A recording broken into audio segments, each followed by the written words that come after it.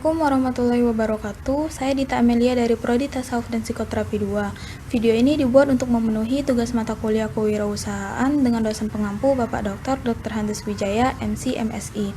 Di sini saya akan menjelaskan tentang studi kelayakan usaha. Saat mendengar tentang studi kelayakan usaha, banyak yang akan bertanya-tanya tentang apa itu studi kelayakan usaha, mengapa harus mempelajari studi kelayakan usaha, kapan harus menggunakannya, siapa saja yang harus belajar tentang studi kelayakan usaha, dan bagaimana cara melakukan studi kelayakan usaha.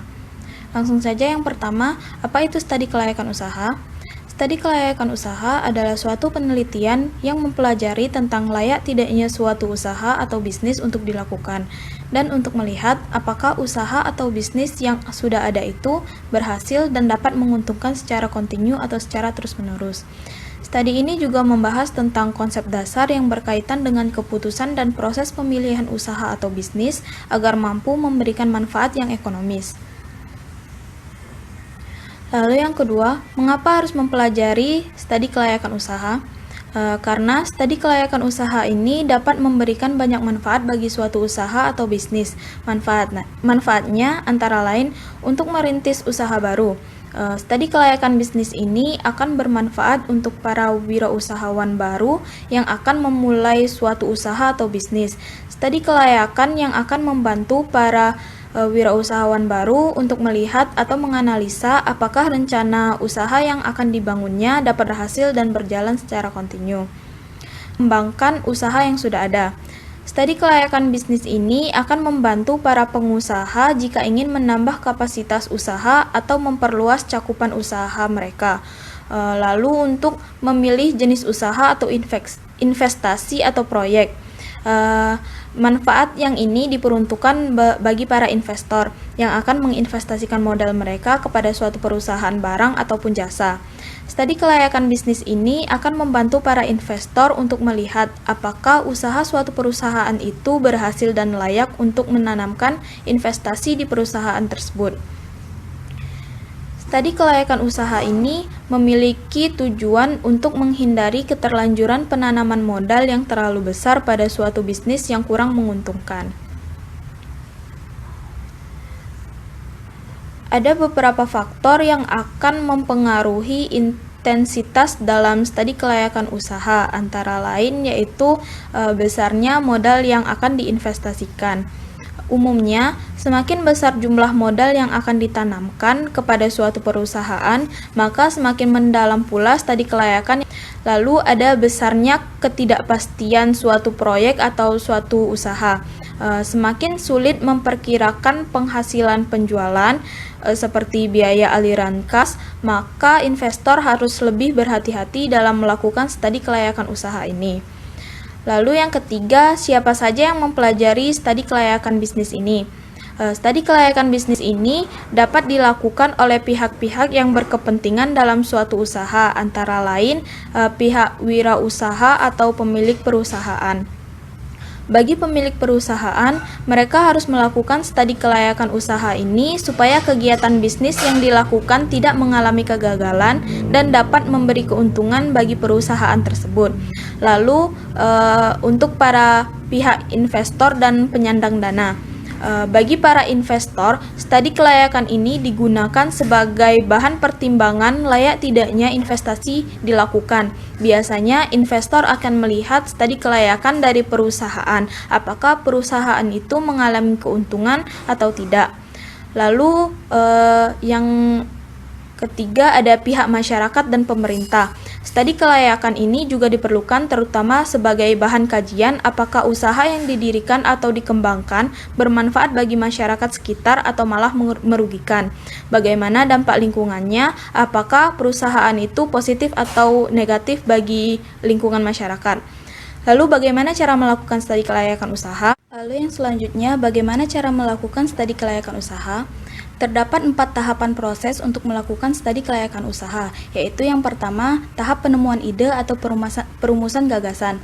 Pada tahap ini, para wirausaha yang memiliki ide untuk merintis ataupun ingin mengembangkan usaha yang sudah ada, ide tersebut harus dirumuskan dan diidentifikasikan terlebih dahulu tentang rincian-rincian usaha yang akan dibuat atau dikembangkan, seperti nama perusahaan ataupun lokasi tempat perusahaan itu akan didirikan. Yang kedua yaitu tahap memformulasikan tujuan.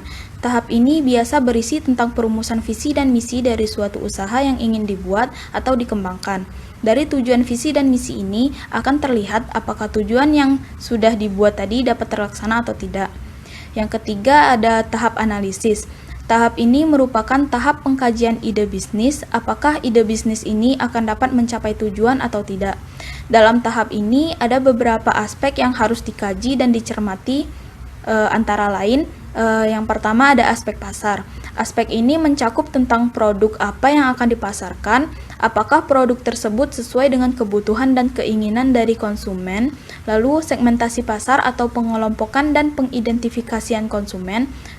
Segmentasi pasar ini bisa dilakukan berdasarkan geografi ataupun demografi. Hal ini diperlukan apakah produk yang dibuat atau jasa yang ditawarkan itu sesuai dengan masyarakat yang ada. Lalu ada target. Target ini menyangkut tentang banyaknya konsumen yang dapat diraih. Lalu ada nilai tambah, masa hidup produk, struktur pasar, persaingan dan strategi persaingan, ukuran pasar, pertumbuhan pasar, dan laba yang akan diperoleh. Lalu yang kedua ada aspek teknik atau produksi atau operasi. Aspek ini mencakup tentang lokasi didirikannya usaha, tenaga kerja, peralatan, dan bahan baku yang akan digunakan. Lalu ada aspek manajemen atau pengelolaan. Aspek ini mencakup tentang kepemilikan, organisasi, tim manajemen, tenaga kerja yang dibutuhkan, aspek lingkungan. Aspek lingkungan ini diperlukan sebab perusahaan harus mendapat pengakuan dari berbagai pihak dan harus ramah lingkungan. Lalu ada aspek finansial atau keuangan, yaitu mencakup kebutuhan dana yang akan digunakan sebagai modal untuk memulai atau mengembangkan usaha, sumber dana yang akan digunakan, proyeksi aliran kas berupa kas masuk, kas keluar, dan kas keluar bersih, atau selisih antara kas masuk dan kas keluar. Ada pula beberapa aspek lain yang relevan, yaitu aspek ekonomi, keamanan, sosial budaya, dan AMDAL atau analisis mengenai dampak lingkungan. Lalu yang keempat ada tahap keputusan. Tahap ini merupakan tahap terakhir dalam studi kelayakan usaha. Pada tahap ini, para wirausaha akan mengambil keputusan apakah bisnis ini layak dilaksanakan atau tidak. Dan untuk para investor, apakah bisnis tersebut cocok untuk dijadikan tempat untuk menginvestasikan modalnya. Itulah penjelasan yang dapat saya sampaikan. Selanjutnya saya akan menunjukkan hasil dari proposal studi kelayakan usaha yang sudah saya buat, yaitu usaha dalam bidang makanan. Jadi, di sini saya akan menunjukkan proses dari pembuatan produk usaha yang akan saya buat, yaitu usaha kondok. Untuk membuat kondok, ada beberapa bahan yang diperlukan, seperti 200 gram tepung terigu, 2 buah sosis, 2 potong keju mozzarella, 1 sendok teh garam, 1 sendok teh ragi, 2 sendok makan gula, 150 ml air, kentang, dan tepung roti. Untuk cara membuatnya, pertama, masukkan 150 ml air, 1 sendok teh ragi, dan 2 sendok makan gula ke dalam wadah. Lalu aduk hingga rata.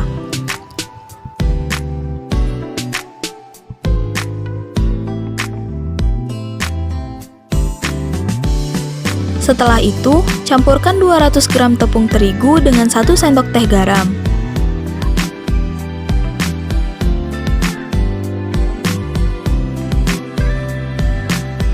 Kemudian, masukkan tepung ke dalam larutan ragi dan gula tadi. Lalu aduk hingga seluruh tepung tercampur dengan air.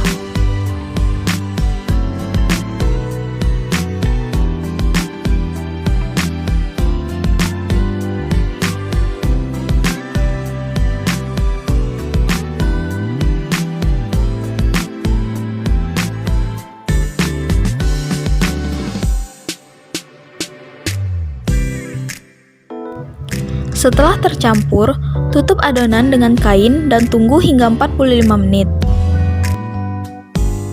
Selagi menunggu adonan, kita bisa menyiapkan sosis dan keju mozzarella-nya.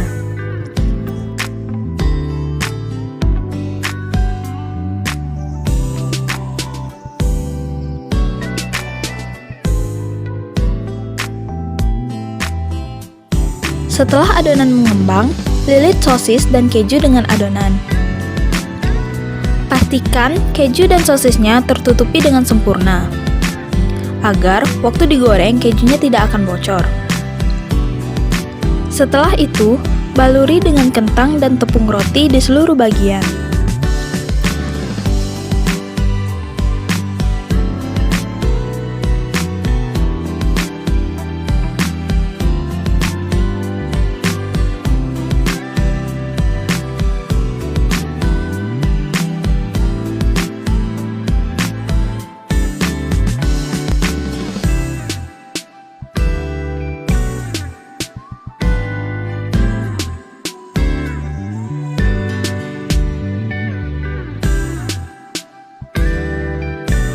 Lalu, goreng hingga warnanya menjadi kuning keemasan.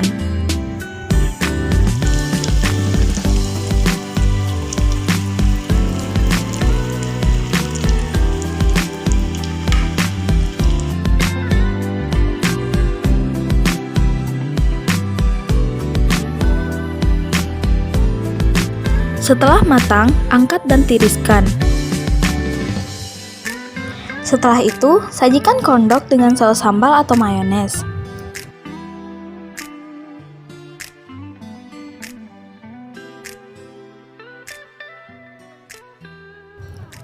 Dan corn dog pun siap untuk dinikmati.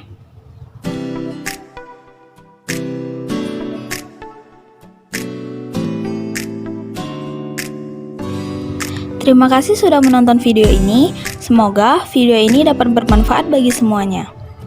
Assalamualaikum.